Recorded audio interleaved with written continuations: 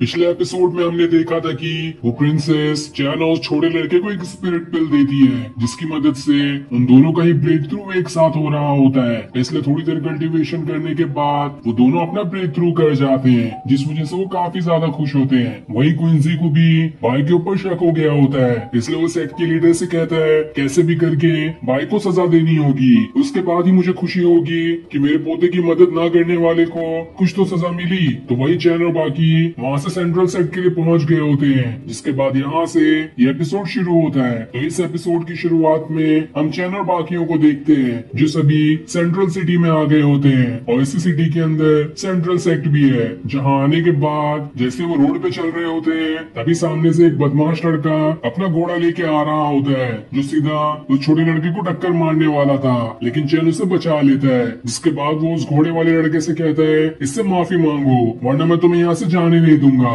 तब वो घोड़े पे बैठा लड़का उससे कहता है तुम जानते भी हो कि मैं कौन हूँ, इस पूरी सिटी के लीडर का बेटा हूँ मैं, और तुम मुझसे कह रहे हो माफी मांगने के लिए, ऐसा मैं कभी नहीं कर सकता। तब चैन उससे कहता है माफी मांगो या फिर मैं यहीं पर तुम्हें दो टुकड़ों में काट दूंगा। जिसके बाद वो अपनी स्वॉर्ड को भी निकाल लेता है। ये देखकर वो घोड़े पर बैठा हुआ लड़का डर जाता है और डर के मारे उससे माफी मांगते हुए वहाँ से चला जाता है। तब चैन को वहाँ पर वो प्रिंसेस दिखाई देती है जो एक दुकान पे स्पिरिट पिल बिक रहे थे, वहाँ पर जाके खड़ी हो गई होती है क्योंकि वहाँ पर आज ऑफर चल रहा था और वहाँ के सारे स्पिरिट पिल काफी सस्ते में होते हैं, लेकिन असल में तो वो सारे स्पिरिट पिल नकली थे। और दुकान वाला प्रिंसेस को बेवकूफ बना रहा होता है कि ये बहुत खास है इसलिए सभी को इसे खरीद लो, क्योंकि ये बहुत सस्ते भी है, इसलिए प्रिंसेस सभी को खरीदने वाली होती है। और सही टाइम पर वहाँ पर चैन आकर उसे रोक लेता है और उससे कहता है तुम तो इतनी अच्छी पिल बना लेती हो, लेकिन तब भी तुम्हें अच्छी समझ नहीं है कि कौन सी पिल अच्छी होती है और कौन सी खराब। तभी वहाँ पर वो लोग भी आ जाते हैं जो प्रिंसेस को ढूंढ रहे थे।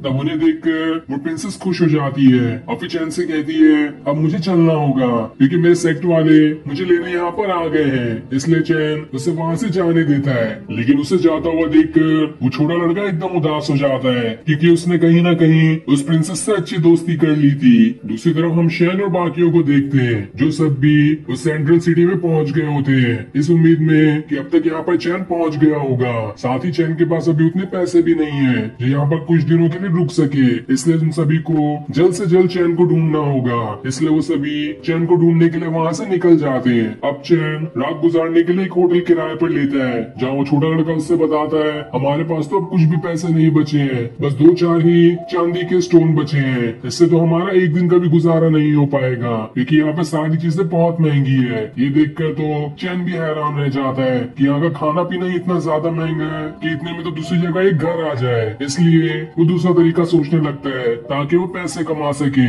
इसके बाद वो उस छोटे लड़के के साथ कसीनो में आ जाता है और वहाँ पर अपनी पावर्स का इस्तेमाल करते हुए कई सारे पैसे दांव पर लगा देता है, इसलिए बाकी सारे लोग भी अपने सारे पैसे दांव पे लगा देते हैं। लेकिन चैन के पास तो काफी सारी पावर्स थी, इसलिए वो उसका इस्तेमाल करते हुए बड़ी ही आसानी के साथ सारे के सारे राउंड जीत कर पूरे पैसे जमा कर लेता है। और अब उसके पास जहाँ 2-4 चांदी के पत्थर थे अब उसके पास 1 लाख चांदी के पत्थर हो गए होते हैं, जिससे तो वो कई दिनों का गुजारा बड़ी ही आराम से कर सकता है। जिसके बाद वो उन सारे पैसों को लेकर वहाँ से आगे बढ़ना शुरू कर देता है। तभी रास्ते में वहाँ पर वो तीनों चोर आ जाते हैं जो उससे लड़ाई करने वाले थे। तब वो तीनों वहाँ पर आकर चैन से कुछ पैसे मांगते हैं क्योंकि अभी चैन ने तो काफी सारे पैसे यहाँ पर जीते थे, लेकिन चैन उन्हें साफ मना कर देता है कि मेरे पास तो कोई भी पैसे नहीं है। जिसके बाद वो वहाँ से चला जाता है। ये देखकर वो तीनों चोर गुस्सा हो जाते हैं कि इसने तो अभी कसीनो के अंदर से इतने सारे पैसे जीते लेकिन इसने हमें कुछ भी नहीं दिया, इसलिए वो अपना दूसरा तरीका सोचने लगते हैं कि वो कैसे इतने सारे पैसे कमा सकते हैं। दूसरी तरफ हम उस कसीनो के मालिक को देखते हैं जो बात लेते हुए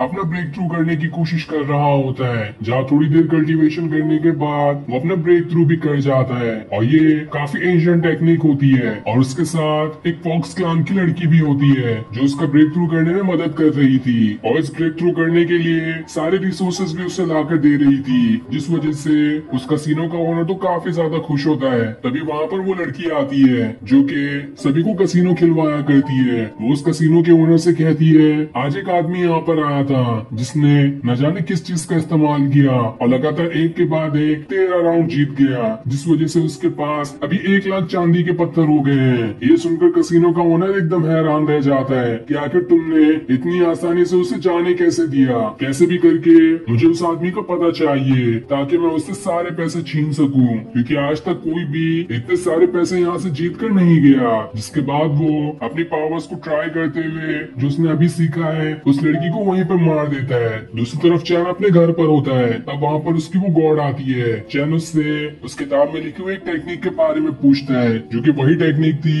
जिसे उस कसिनो का ओनर सीख रहा था। वो गॉड उसे बताती है ये काफी ज्यादा एंशिएंट टेक्निक है जिसका आजकल के लोग जल्दी इस्तेमाल नहीं करते हैं, इसलिए मैं तुम्हें इस टेक्निक के बारे में कुछ अच्छे से बता भी नहीं सकती। तब ये सुनकर चैन उसे दोबारा से वो शराब ऑफर करता है ताकि उसके बदले वो उसे उस टेक्निक के बारे में बता दे। होता भी ऐसा ही है, वो गॉड उस शराब को पीने के बाद उसे उस टेक्निक की सारी चीजें बता देती है कि कैसे उसे कल्टीवेट किया जा सकता है। तभी शराब के नशे की वजह से उस गॉड को चक्कर आने लगते हैं, इसलिए चैन उसे संभालता है। और इस बार हैरानी की बात ये थी कि वो उसे छू भी पा रहा था, वरना अब तक के तो वो उस गॉड को छू भी नहीं सकता था, वो बस एक स्पिरिट थी।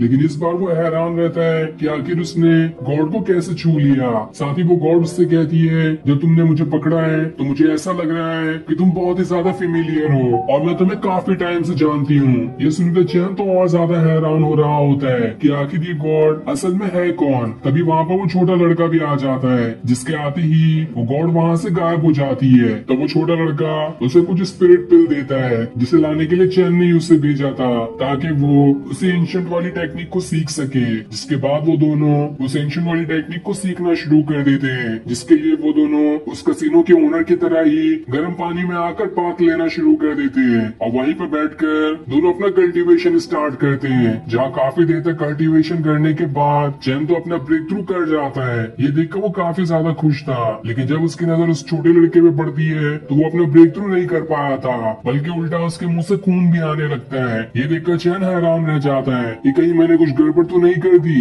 और फिर ये सीन दिखाते ही ये एपिसोड यहीं पर एंड हो जाता है। Thanks for watching.